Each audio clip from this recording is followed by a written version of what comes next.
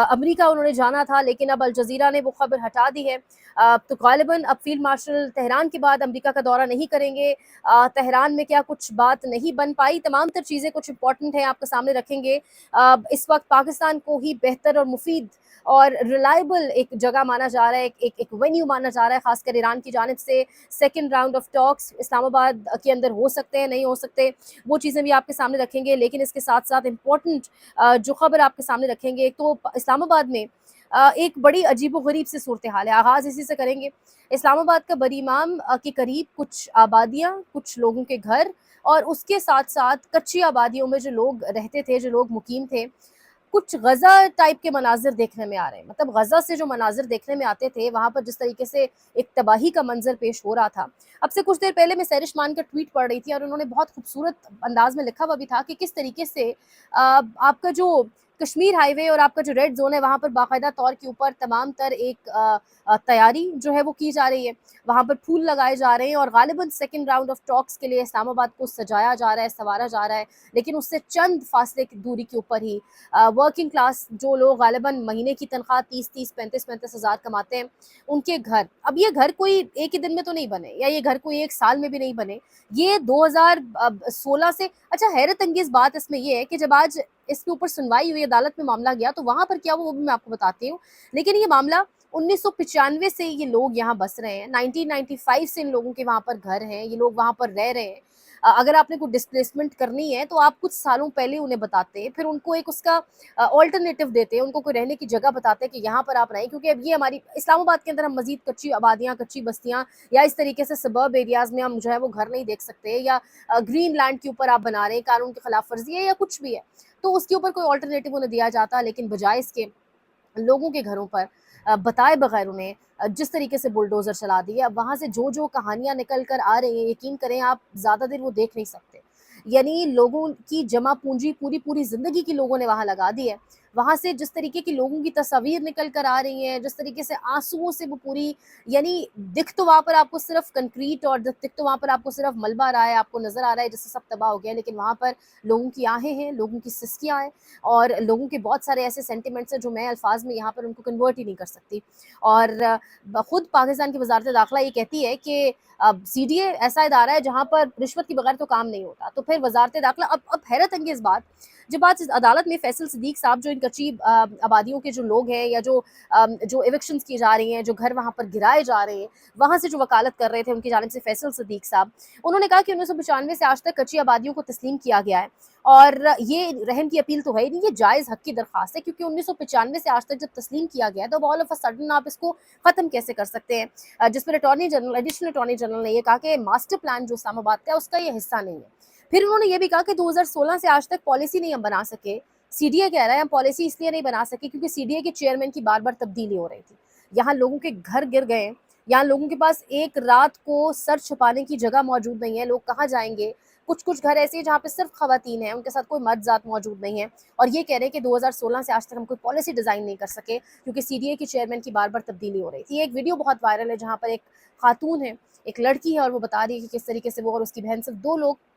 یہاں پر رہتے تھے، انہوں نے ساری جمع پونجی لگا کر ایک گھر بنایا تھا، ان کے ماں باپ بھی نہیں موجود، دنیا میں نہیں ہے، اور 25 ہزار میں کماتی ہوں، 15 ہزار میری بہن کماتی ہے، اب ہم کرایہ دیں گے یا ہم کیا کریں گے؟ اور جس طریقے سے وہ رو رہی ہے، یعنی بددعاؤں سے بھی ڈر نہیں لگتا، دل دکانے سے بھی ڈر نہیں لگتا، جس طریقے سے، اور چیئرمین کی تبدیلی کی وجہ سے اب کہا جا رہا ہے جی ہم پالیسی نہیں بنا سکے، اور یہ وہی ادارہ ہے سی ڈی اے اگین جس کے بارے میں وزارت داخلہ خود کہتی ہے کہ یہاں پر رشوت کے بغیر تو کام ہی سی ڈی اے کے دفتر میں نہیں ہو سکتا۔ اب سی ڈی اے کے اپنے اندر جو ذیلی ادارے ہیں، جو انفورسمنٹ ادارے ہیں، وہ خود رشوتیں لے کر پہلے انہوں نے یہاں تعمیرات ہونے دیں، اور اب جب آل آف اے سڈن یہ سب کچھ گرانے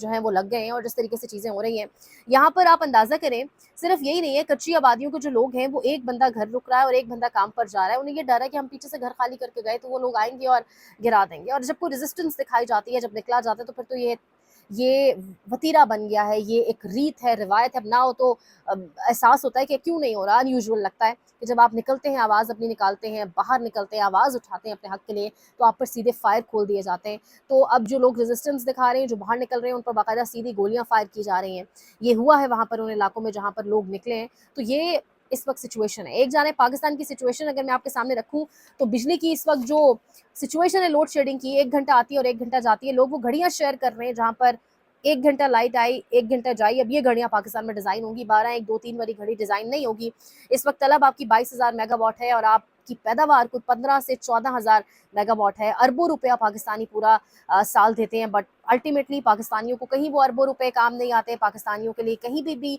फैसिलिटी नहीं है, पाकिस्तानियों के लिए कहीं पर भी कोई रिलीफ मौजूद नहीं है। और जो लोड शेडिंग की हालत है अभी सही करके, जो एक प्रॉपर गर्मी होती है, जो मई जून में जिसका आगाज़ होता है, वो भी नहीं शुरू हुई। लेकिन जो हालात हैं लोड शेडिंग के मेरे और आपके सामने है। चूल्हा खोलें, गैस नहीं है, बटन ऑन करें, लाइट नहीं है, उस पूरे मुल्क के अंदर वहाँ पर आप क्या कर रहे हैं कि जो आबादियों के अंदर लोग रह रहे थे, जो 1995 से मुकीम थे, आपने उनके सर से छत भी छीन ली है। ये रियासत माँ की जैसी, डाइन की जैसी, खुदा जाने किस जैसी। और फिर हम सालसी का किरदार अदा करें, मीडिएटर हैं, वेल एंड गुड, बहुत अच्छी बात है, अल्लाह करे मीडिएशन करा सके, जंगी अजीम 3 हम रुकवा सकें। लेकिन निक रॉबर्टसन और बहुत सारे जो रिपोर्टर्स इस वक्त इस्लामाबाद में मौजूद है, एक तो हमारे सहाफ़ी तमाम जो हैं वो लाइन से इन्हीं के इंटरव्यूज़ करने शुरू कर दिए हैं, जैसे अपने मुल्क में मसला ही कोई नहीं है, जैसे अपने मुल्क की बिजली, गैस, हर चीज़ बहुत परफेक्ट है, कुछ रिपोर्ट करने को नहीं है, कुछ बस वो एक रिपोर्टर है, खासतौर पर उनका मुझे नाम भी अभी मुझे जहन में नहीं है, न्यूयॉर्क पोस्ट की से हैं, और बस उन्हीं के इंटरव्यूज़ सुबह शाम, यानी ग्रो अप। अब अपने मुल्क के ऊपर जो मसाइल हैं उनको रिपोर्ट कर लें, खुदारा बहुत कुछ है, यकीन माने बहुत कुछ है। ये रिक रॉबर्टसन की वीडियो है, बहुत वायरल हो रही है। वो बता रहे हैं कि जब पाकिस्तान मीडिएशन करा रहा है और पाकिस्तान के सबसे बड़े डिप्लोमेट, यानी उन्होंने हमारे फील्ड मार्शल का जिक्र किया कि वो मीडिएशन में बिजी हैं, तो तब उन्होंने पीछे वीडियो भी दिखाई। छोटा सा क्लिप हमारे एडिटर चलाएंगे कि वो दिखा रहे हैं कि जब पाकिस्तान मीडिएशन में बिजी और सब कुछ कर रहा है, तब पाकिस्तान भी फॉल आउट से गुजर रहा है, जो fall out Iran US war का है, और पीछे अंधेरा छाया हुआ है। ये आप देखिएगा।